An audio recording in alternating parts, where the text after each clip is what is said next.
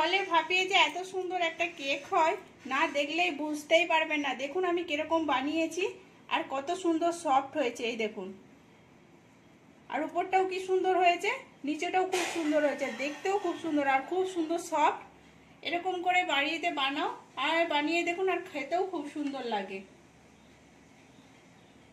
নমস্কার বন্ধুরা, বাঙালি কুকিং এ সবাইকে স্বাগত। সবাই ভালো আছো? আমিও ভালো আছি। আজকে আমি একটা রেসিপি বানাচ্ছি, আপনারা পুরো প্রথম থেকে পুরো শেষ পর্যন্ত দেখুন। আর কি রেসিপি বানাচ্ছি না বানাচ্ছি সেটাও আপনাদের সঙ্গে শেয়ার করব। চলুন দেখা যাক। আর আমি এই রেসিপিটা যে বানাচ্ছি, এই রেসিপিটার জন্য কোনো ঘিয়ের প্রয়োজন নেই, বাটারের প্রয়োজন নেই। আজকে আমি জলে ভাপিয়ে বানাচ্ছি একটা কেকের রেসিপি। চায়ের সাথে খেতে খুব সুন্দর লাগে।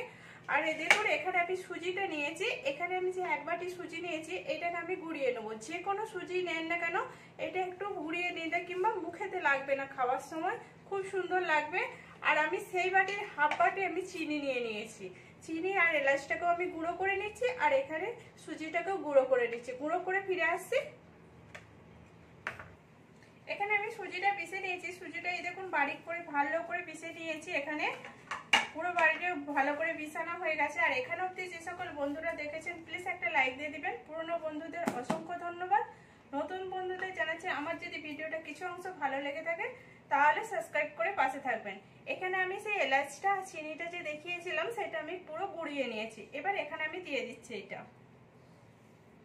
আর এখানে সুজির মাপটা যেই রকম থাকবে সেই রকম হিসাবেতে চিনিটা দেবেন, তাহলে মিষ্টির স্বাদটা পুরো একই রকম থাকবে। বেশি হয়ে গেলে ভালো লাগবে না চায়ের সাথে খেতে।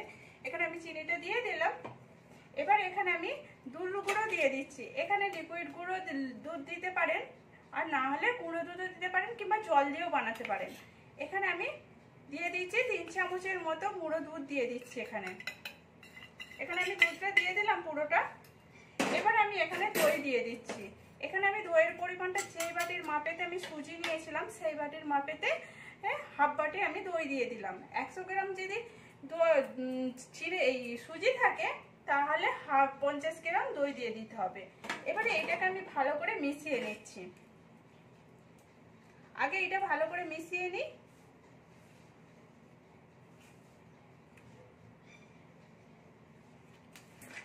এখানে আমি একটু জল দিয়ে দিয়েছি, কারণ লিকুইড দুধ নেই, গুঁড়ো দুধ ছিল বলে আমি এখানে পরিমাণ মতো আমি জল দিয়ে দিয়েছি। এই দেখুন বেটারটা আমার কেমন হয়েছে, একটার পর একটা কি সুন্দর লেয়ার পড়ে যাচ্ছে। এরকম ভাবে আমি বেটারটা গুলে নিয়েছি, পুরো ভালো করে গুলে নিয়েছি। কোনো ডেলা অংশটা যেমন না থাকে সেরকম ভাবে ভালো করে গুলে নিতে হবে। আমি এখানে পুরো গুলে নিচ্ছি ভালো করে। এখানে এবার আমার গুলা হয়ে গেছে। এবারে 3 ভাগের 1 ভাগ আমি এখানে বেকিং পাউডার দিয়ে দিলাম, আর সেই পরিমাণ অনুযায়ী আমি বেকিং সোডা দিয়ে দিলাম। এখানে আমি বেকিং সোডাটা দিয়ে দিলাম একই পরিমাণ মাপে। আর এখানে আমি দিয়ে দিচ্ছি একটু গুঁড়ো দুধের মতো দিয়ে দিলাম, মানে এটা লিকুইড দুধ গুলে রেখেছিলাম গুঁড়ো দুধটা। এবার এইটাকে দিয়ে আমি ভালো করে গুলে নিচ্ছি। আর এটা যতটা ভালো করে গুলাবে ততটা স্পঞ্জি হবে। এটাকে আমি ভালো করে গুলে নিচ্ছি। এখানে আমি হাফ চামচের মতো ভ্যানিলা দিয়ে দিলাম।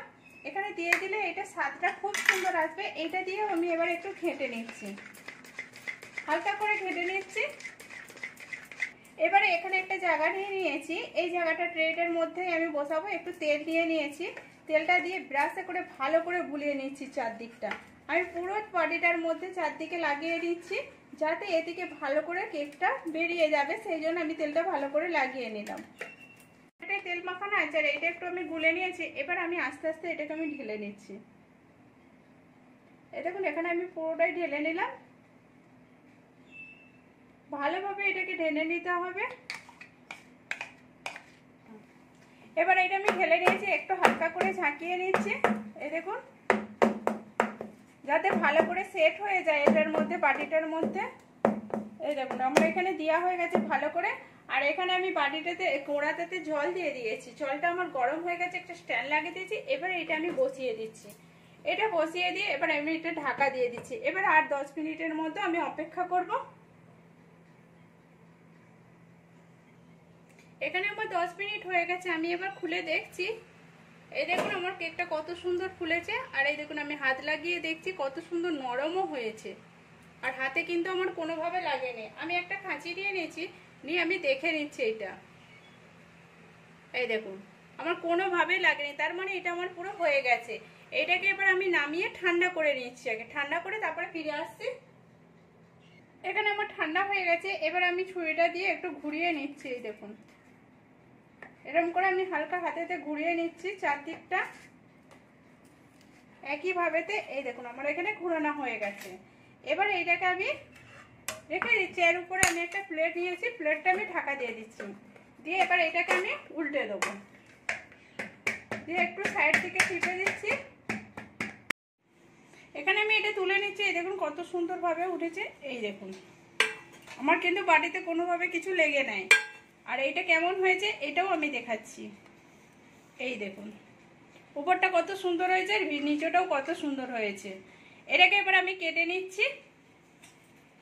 এটা আপনাদের হিসাবে আপনারা কেটে নেবেন, যেমন পারবেন পিস করে সেরকমভাবে কেটে নেবেন। আমি এটাকে একটু দুটো তিনটে ভাগ করে নিচ্ছি।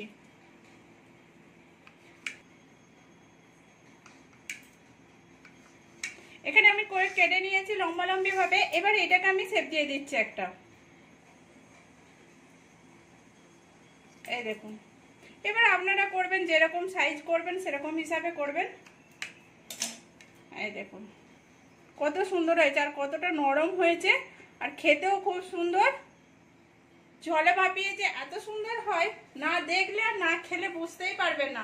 প্লিজ আপনারা এরকম করে বাড়িতে বানিয়ে দেখুন, আর কেমন হয়েছে সেটাও কমেন্ট করে বলবেন। ভালো লাগলে একটা লাইক করে, শেয়ার করে, সাবস্ক্রাইব করে পাশে থাকবেন। প্লিজ একবার বানিয়ে দেখুন, খুব সুন্দর টেস্টি খেতে।